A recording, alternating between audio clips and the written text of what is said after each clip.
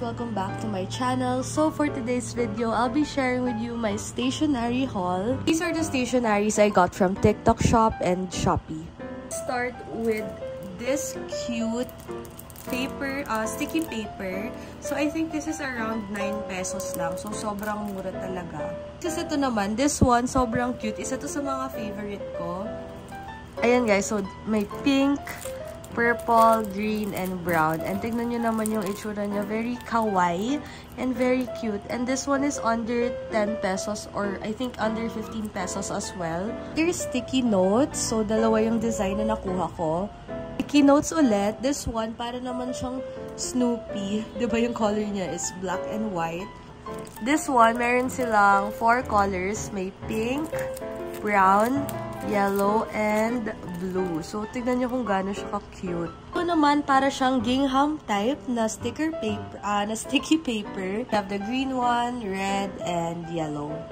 Natin to i-open kasi gusto ko malaman kung worth it ba to. Kasi I think nasa 9 pesos lang din to. And then, ganito karami yung page niya or yung pages niya. And then, makapal din yung paper unlike yung iba na sobrang nipis. Para sa 10 pesos, sobrang mura na nito. Ililink ko na lang lahat to dito sa bio or sa baba. So, ayun yung itsura niya. Ganda. This naman is my bookmarks. This is so cute. This one is 5 pesos each lang. And 3 designs yung nakuha ko. Also have mga Christmas themed na sticky notes. And sobrang cute niya talaga. Ayan.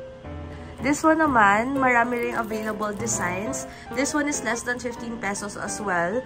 And tignan nyo, sobrang cute. Sticky notes to, na maliliit. Ayan, kung gusto nyo lang i-decorate for decoration.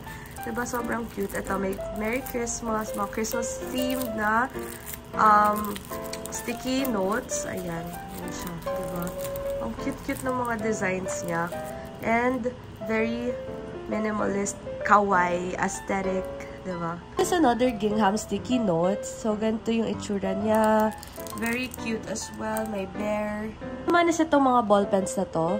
So, ito yung itsura ng mga ball pens. Merong orange, yellow, green, blue, and white. This one is like parang white and gray. So, ayan siya. I think this one is 69 pesos lang. Isang set na. Open tayo ng isang parang pencil case. 69 pesos to lahat na. So, parang 4, 5, 6. Parang nasa 11 pesos per pen. So, meron kayong ganitong pen. This one naman is highlighter to. This one is highlighter. May kasama siyang highlighter.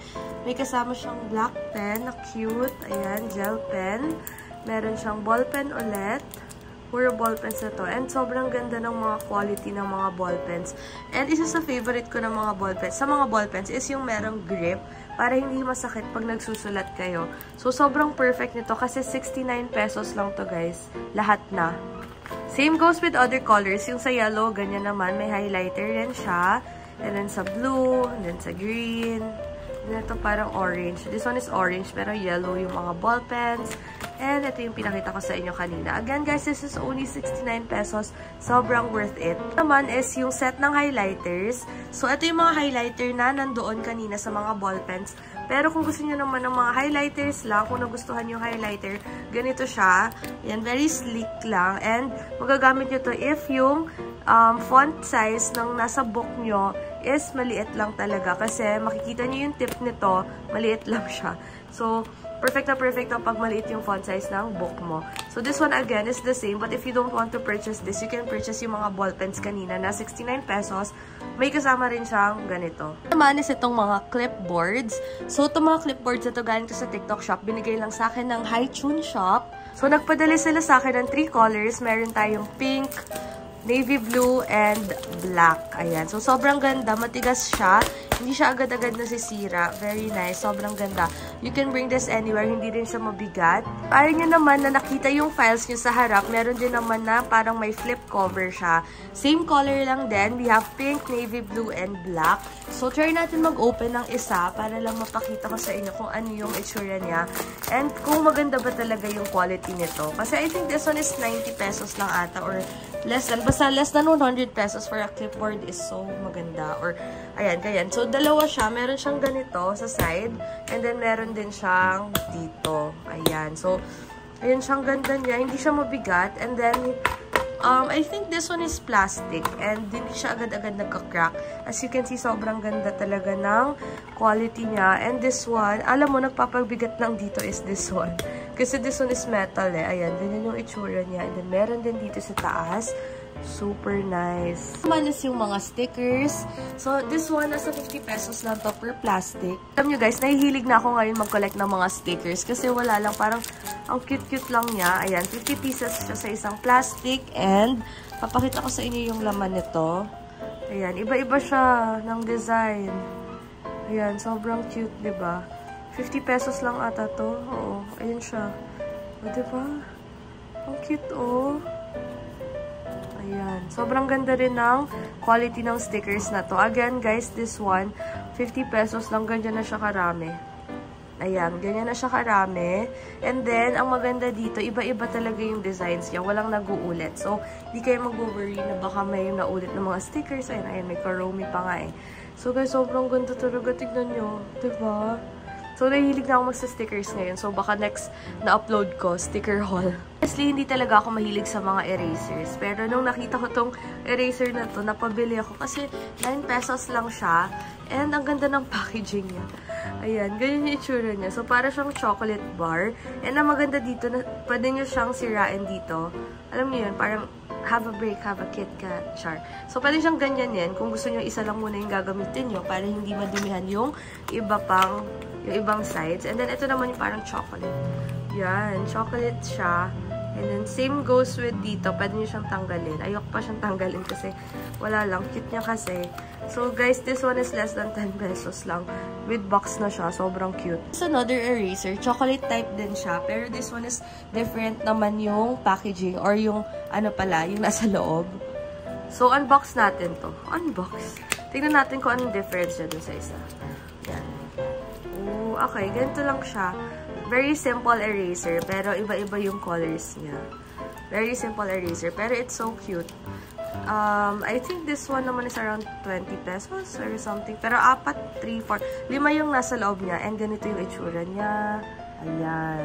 One is nabili ko from Flying Tiger. So, eto naman, tagal ko nang gusto nito. Ayan siya. May basket pa nga nito eh. Pero, ayan, nakakita ko nito. So, ito yung kinuha ko. Actually, meron nito sa Shopee. Pero, baka kasi hindi ganito yung, yung quality. Kaya bumili na ako. This one is 400 pesos. Ayan, sobrang ganda niya. Oh, diba? So, kung mag-shopping tayo na highlighters, ito lang gagamitin natin. Then, pwede nyo rin siya ganyan. Then, pwede kayo maglagay sa ilalim. Ayan, sobrang ganda. Again, this one is only 400 pesos. Sobrang ganda. Oh my gosh. Meron din ibang colors ito. I think may blue rin ito. It's pink and blue. Man, mga cute erasers ulit. We have yung mga toast erasers tsaka cookie eraser. Start tayo dito sa toast eraser. Actually, meron akong ganito, diba? Hindi ko alam kung napanood nyo yun. Pero hindi siya nakalagay sa box. So, let's unbox. Ayan. So, ganyan yung itsura niya. Sobrang cute. Next naman, ito yung cookie eraser.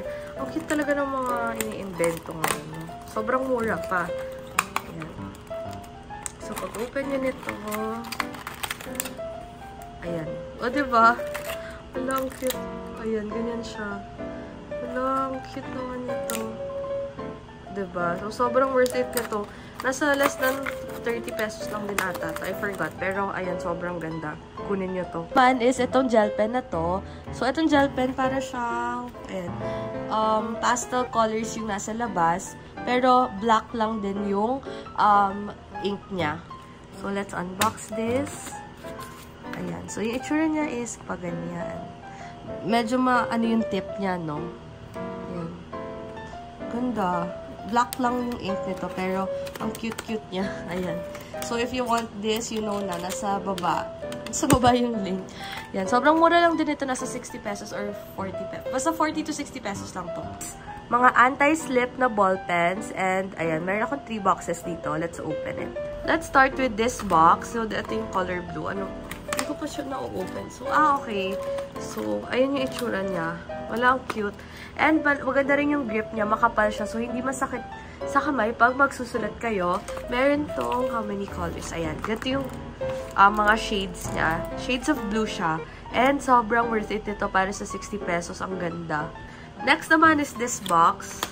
This one is iba-iba yung colors niya, pero black ink lang din to lahat. Ayan. Paano may ganito na ako? Hindi ko sure. Pero ito yung mga laman niya. May dark, may navy blue, pink, light blue, purple, tsaka green. And ito naman yung itsura ng grip niya, kakaiba. Diba sobrang cute, very minimalist lang siya. Next naman is itong shade of green. Ayan. Hindi ko alam kung napapansin niyo yung boses ko, pero meron kasi akong sipon. So ito yung mga shades of green. Same thing, sobrang ganda. Meron din siyang grip na ganito.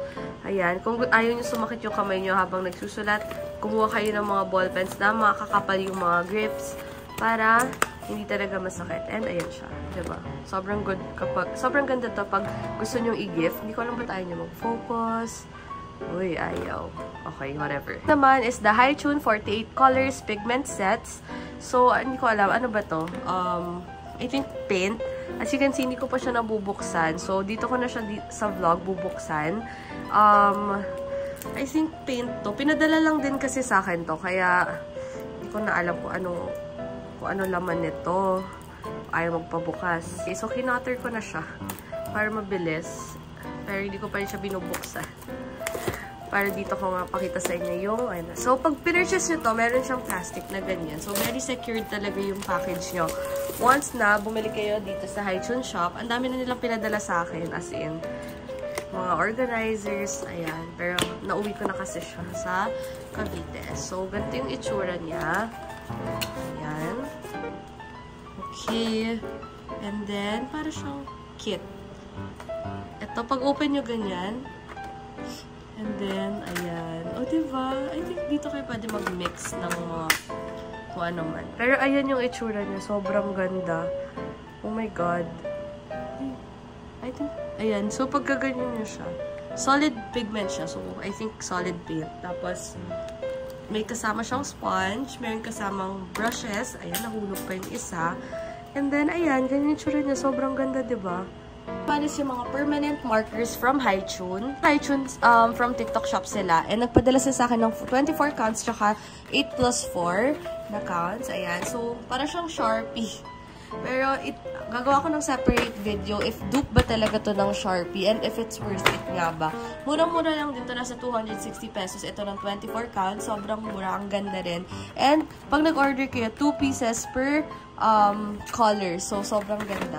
Ayan. Ito naman may malalaki naman siyang mga markers. While this one is puro maliliit lang. Manis itong bag na to. So, very cute lang siya. And marami rin siyang pockets like here, here, and here. So, tatlong zippers siya sa loob.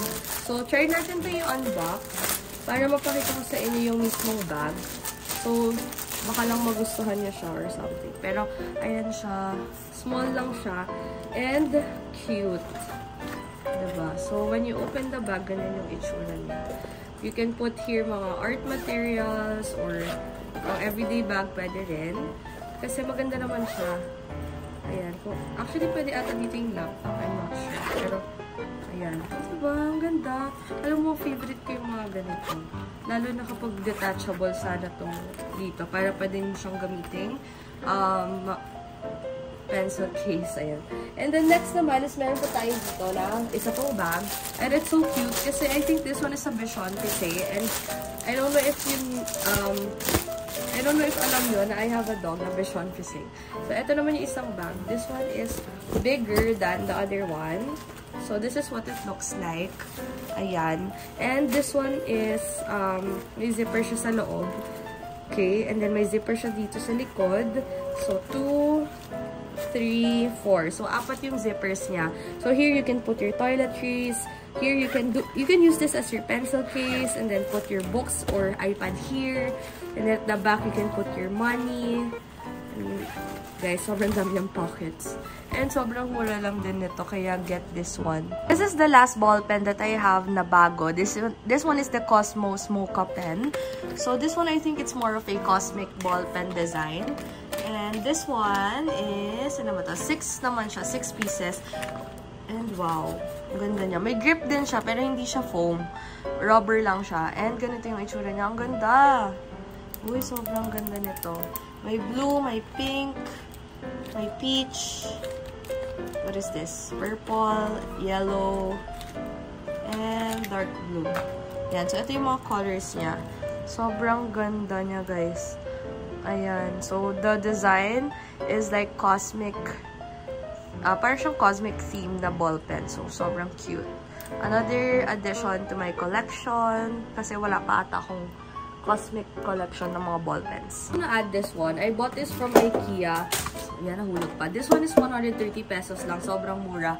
So, ito yung code niya. Just, you know, screenshot. And then, if you want this, ayan. Sobrang laki niya.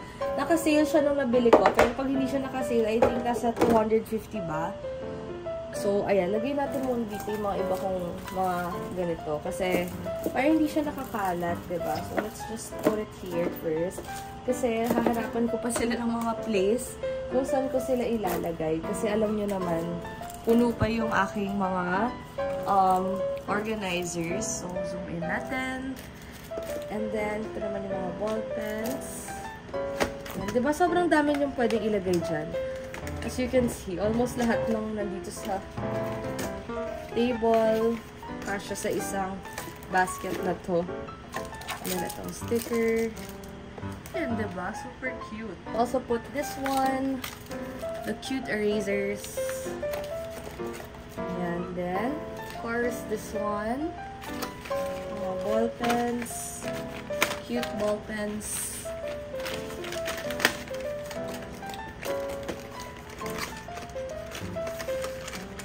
Lagay lang natin siya. Ayan. So, yung mga small stuff, let's just put it here para hindi siya makalat. As you can see, diba? Ayan. Diba? Super cute. And then, here, let's put the other things. So, this and this. Let's move on sa pinaka-inaabangan na giveaway. So, 30 yung mananalo dito. 30 na tao yung mananalo. And sobrang tagal na nito sa akin kasi nga nakalimutan ko siyang dalhin. So, ayan, mayroong mga correction tapes. I-unpack lang natin to bago tayo mag-video.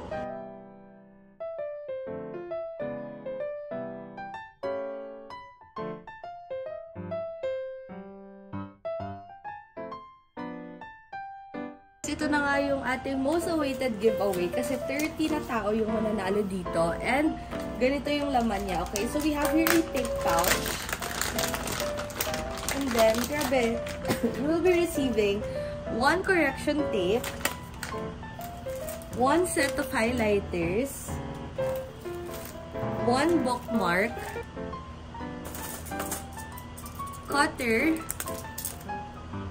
sticky notes. So, 4 ata yung sticky notes na makukuha nyo. Ayan. Ito yung mga sticky notes na makukuha nyo. Ayan. And then, this one. Diba? And then, meron kayong mini notebook. Meron kayong ball pens na 2 pieces per color. Okay? 2 pieces per color yung makukuha nyo. So, diba? Pwedeng-pwede nyo ito magamit kahit saan. And guys, ha, dito sa pouch na to, okay? So, makaka-receive kayo ng 30 pieces. Ay, 30 pieces. 30 na tayo makaka-receive nitong 1 set of highlighters. Meron kayong bookmark. Animal Paradise na sticky notes. And then, Gingham sticky note. Kasi super dami. Mini notebook. Meron kayong 2 colors, 3 colors, tapos 2 pieces each. So, total of 6 ball pens. 1 cutter. Itong mga cute na sticky notes na to. And then, isang correction tape. Again, 30 yung mananalo nito ha. So, ilalagay ko dito yung mechanics nitong giveaway na to. So, sobrang sulit and sobrang ganda talaga. Kaya guys, just keep following me kasi once na mag-monetize na lahat, mas bigger yung mabibigay natin. And guys, look. Look. Diba? Cute!